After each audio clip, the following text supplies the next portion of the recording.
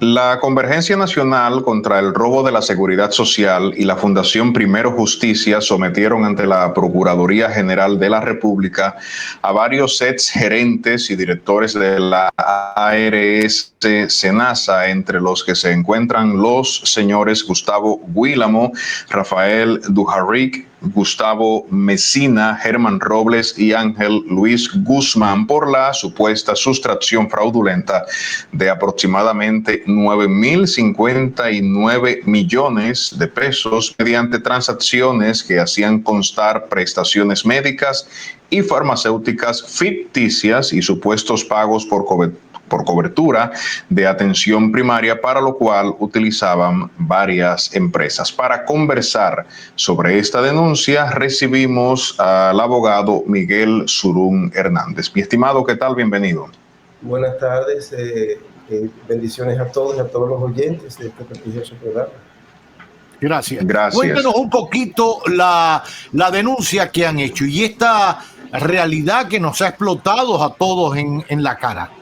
Mira, desde principios del 2024 nosotros estamos dándole seguimiento a las operaciones sospechosas de la ARS Senasa, y de hecho le hemos realizado una serie de solicitudes de información pública, entre las que se encuentran precisamente los montos a que ascienden los gastos en materia de prestaciones farmacéuticas y prestaciones médicas. Ellos se negaron en todo momento, alegando de que habían emitido una resolución que les impedía entregar. Nosotros sometimos a Senasa al Tribunal Superior Administrativo, y de hecho obtuvimos una sentencia en la cual se ordena a varias ARS darnos la información requerida. Luego de eso tuvimos acceso a una serie de documentaciones que establecen graves irregularidades y comprueban, certifican la sustracción de miles de millones de pesos de la ARS del Estado Dominicano. Vale decir que esa ARS es la que ostenta la mayor cantidad de afiliados. Estamos hablando de 7.5 millones de dominicanos que en este momento, todos, especialmente los que tienen seguro contributivo, que pagan de su salario mensualmente a través de la TCS, pues no tienen cobertura.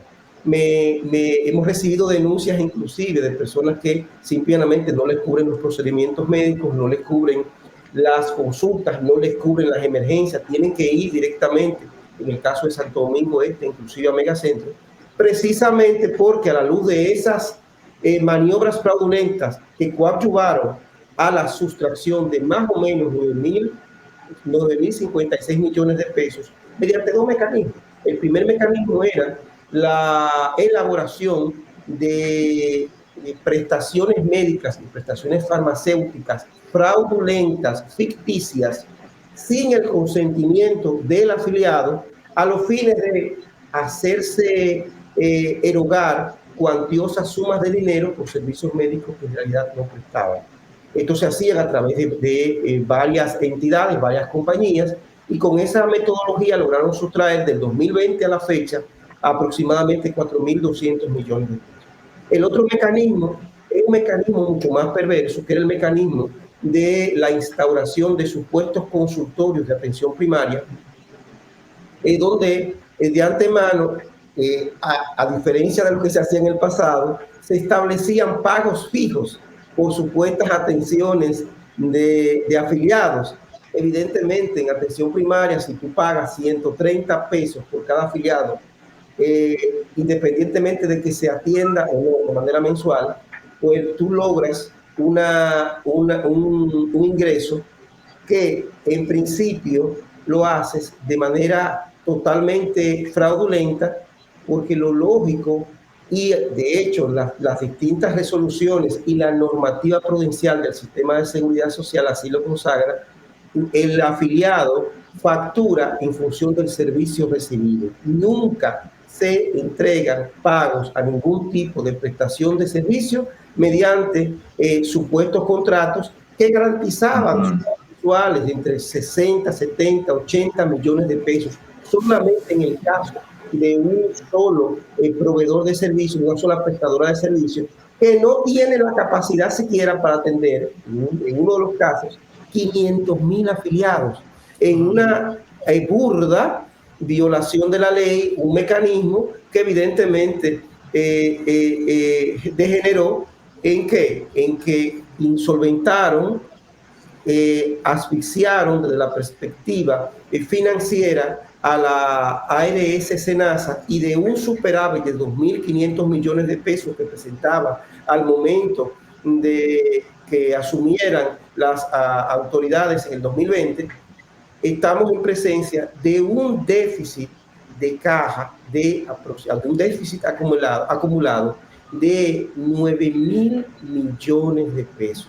O sea, tres veces casi el superávit que se había dejado ahora como déficit. Totalmente.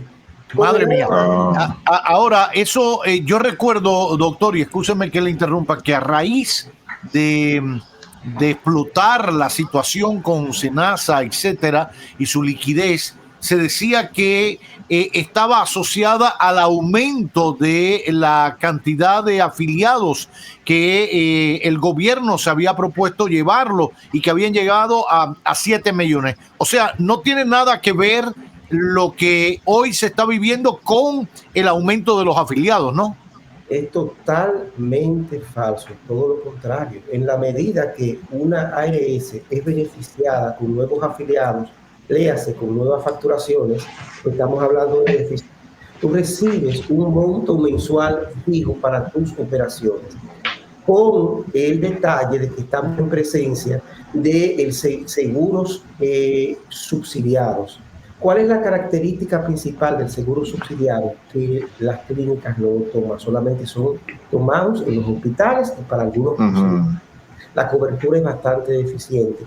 Y sin mencionar que quien lo recibe por lo regular son personas de escasos recursos económicos que no tienen una cultura de salud, de asistir a los médicos, de ir de manera regular, y por vía de consecuencia es una ganancia completa por donde quiera que uno lo mire. Lo que ha acontecido es que ninguna ARS en el mundo resiste el nivel de fraude y de sustracción de recursos y efectivo que ha sido víctima esa entidad. Estamos hablando de algo muy serio. Estamos hablando de que a la noche de la mañana 7.5 millones de personas que pagaban mensualmente, en este caso quiero hacer la salvedad, hay 2.6 millones de pesos de trabajadores dominicanos que mensualmente pagan, se les extrae su salario y pagan su seguro. Pero aparte de eso, hay 6 millones y algo de dominicanos que el Estado les paga en función per cápita, es decir, por cada una de esas personas. Y a pesar de eso, estamos ahora ante una situación única donde se aumentaron los ingresos, pero los egresos por supuestos servicios totalmente ficticios, supuestos gastos totalmente inflados, supuestos servicios de atención primaria que nunca en la práctica se dieron, evidentemente no hay forma posible de que pueda cumplir.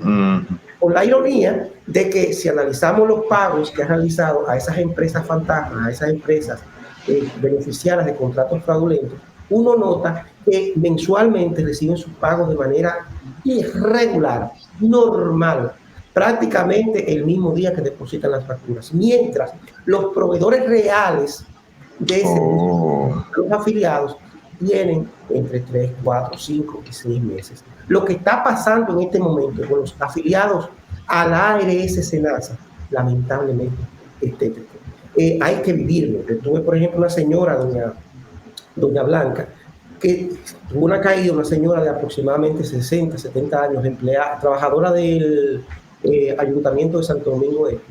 Ella tuvo que cubrir su operación, porque simplemente Senasa no le aprobó, porque para aprobación tú tienes que, para que se cubran la cirugía, tú tienes que aprobarlo, pero no están aprobando absolutamente nada porque simplemente no hay recursos, y en muchos lugares ya el seguro de Senasa no está siendo aceptado. Estamos hablando de algo, de un fraude que afecta de manera considerable, no solamente ese 7.5 millones, sino al sistema de seguridad en su conjunto. Y no se resuelve con que no, el Estado con sus recursos va a cubrir la ventana. Es que los responsables, todo el que atentó contra el dinero de la salud de personas, en primer lugar, de trabajadores, y en segundo lugar, de personas de escasos recursos económicos, tiene que pagar por ese hecho. Sí. Sí. Te habla, Surún, de que es una denuncia seria y yo quisiera reforzar esa idea que transmite. Del sistema de salud, las tres patas que lo componen, la de la salud es la más demandada y aún así los usuarios viven en una queja constante porque no reciben los tratamientos que los médicos solicitan, porque para operar es un problema, bueno, los procedimientos médicos en sentido general, y de hecho se habla mucho de reformar la ley y se está trabajando también en esa parte en el Congreso. Por eso la dimensión de la denuncia que está solicitando, considerando al SENASA como la ARS más grande de República Dominicana y que es del gobierno y que se supone o se tenía la percepción de que era la mejor ARS que teníamos en República Dominicana. Usted hablaba de un esquema de distribución de recursos de manera fantasma, ¿no? En la vida, por ejemplo, se habla de que hay profesionales de la salud, no estoy en esto embotellando a todos los profesionales de la salud, pero hay en el grupo que se dedicaban a hacer facturas abultadas y que por esa razón se generaban algunos conflictos a veces entre médicos y ARS y estafaban a las ARS. En este caso se dio de esa manera. Cuando habla de empresas fantasmas, ¿han identificado ustedes, así como identificaron por nombre a algunos de los exadministradores de SENASA, han identificado también alguna estructura que contenga nombres de médicos o clínicas, operarios del sistema de salud en sentido general? Es que de lo que se trata simplemente son de empresas fantasmas. Estamos hablando de que en el no, caso de las prestaciones de servicios médicos y farmacéuticos, ellos llegaron hasta el extremo de crear un call center para estafar e esquimar a SENASA. Y sobre la base de que ellos calcularon que como cada afiliado, cada asegurado tenía, de conformidad con las resoluciones ilegales del Consejo Nacional de la Seguridad Social, aproximadamente un fondo de 8.000, 9.000 pesos al año, ellos les restaban, absorbían 3.000 pesos. Y como esos afiliados no estaban pendientes de eso, nunca se iban a dar cuenta. Porque, o sea, yo tengo, al igual que tu persona, yo tengo 10.000 pesos para gastar en prestaciones farmacéuticas. Yo no puedo saber quién me los consume. Porque pasa el año y los que yo no consumí este año, los perdí. El próximo año comienza otra vez con el mismo monto de 10.000 pesos. Sí.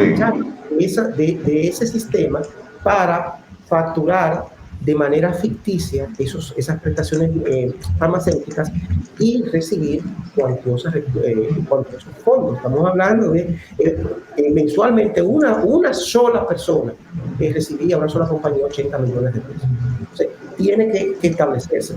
Y es sobre la base de poner un ejemplo, porque hasta ahora ese tipo de actuaciones fraudulentas a nivel del sistema de la seguridad social no ha tenido ningún tipo de sanción. Pero nunca ha existido un fraude tan enorme, tan colosal como el acontecido con ARS SENASA, que repito, ha colocado en grave riesgo el sistema completo de la seguridad social y de la salud de los dominicanos. Doctor, ¿se tienen identificados las personas que participaban de esta estructura criminal, por llamarle de alguna manera? ¿A qué nivel estaba?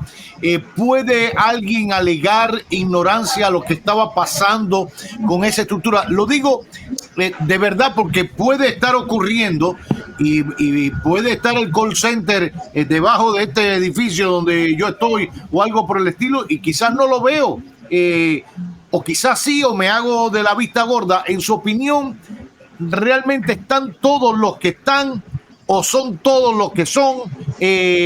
¿Cómo se va avanzando en esa estructura para llegar de verdad al meollo de los autores materiales e intelectuales de este crimen? Mira, evidentemente la gravedad, el tamaño, la complejidad de esta operación fraudulenta implica que hay personas que están complicadas. Evidentemente eso no puede ser de la noche a la mañana. Eso tú lo verificas cuando tú sabes que hay algo anormal y hay por vía de consecuencia una responsabilidad por la, digamos, la diferencia cuando del ordinario se sale en materia financiera. Fíjate que en este caso están involucrados el jefe del gabinete, está involucrado directamente el jefe de gabinete, el gerente financiero, el jefe de planificación, el consultor jurídico, y en este caso tiene que ser investigado de manera muy profunda el exdirector, el señor Santiago Jacín, porque evidentemente la complejidad requiere que todas las personas que debieron haber estado involucradas en las operaciones de autorizaciones de pago tienen que ser debidamente verificadas, tanto de la perspectiva de la fiscalización como de la perspectiva del movimiento de fondos, como de su relación con las compañías envueltas en esa operación, porque es demasiado grande. El monto sustraído es inmenso y el cúmulo de operaciones es también colosal, porque evidentemente, o sea, nosotros estamos hablando de que ese call center estaba exclusivamente en una relación directa entre ambos. O sea, es algo que evidentemente se creó, se diseñó desde dentro de la institución para falsificar expedientes médicos y que no hubiera y no operara el cuerpo de fiscalización y verificación a ese tipo de operaciones y facturaciones falsas. En este caso hay multiplicidad de crímenes y por eso todos los involucrados tienen que ser cuestionados e investigados y muy especialmente sus movimientos financieros, sus movimientos corporativos y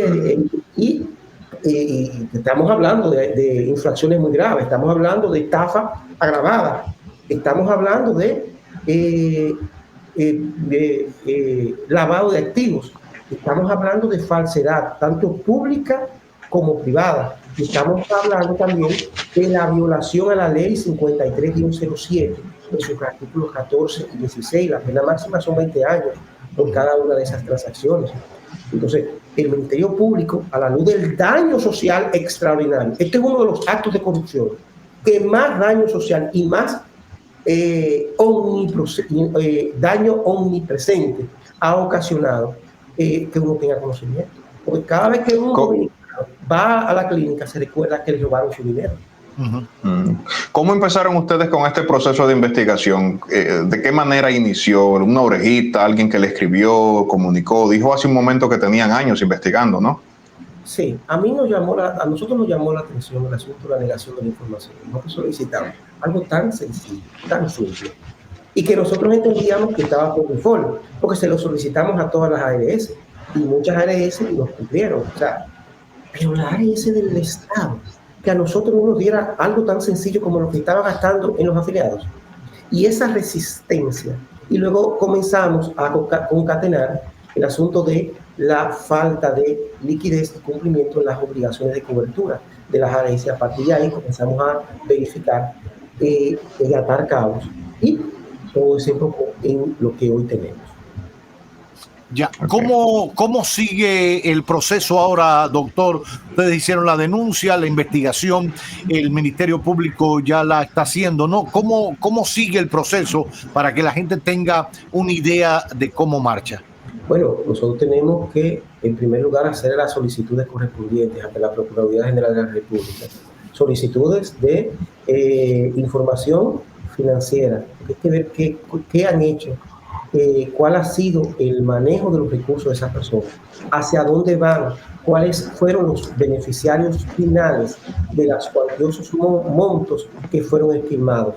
La verificación, en este caso hay que hacer una auditoría general respecto a todos los afiliados que fueron transferidos a las distintas compañías que se usaban como esquemas fraudulentos, porque cuando tú vas a un tribunal tienes que demostrar el fraude, tiene que demostrar que se trataron de servicios totalmente ficticios, fraudulentos. Y evidentemente eso tiene que también pasar por el tema de los distintos verificaciones y vigilancias electrónicas, evidentemente. Falta mucho que hacer en este proceso, pero hay que poner un ejemplo porque esto no puede quedar impune.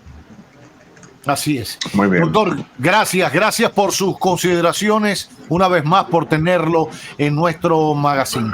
El doctor Surún Hernández acompañándonos en este magazine que no tiene nombre.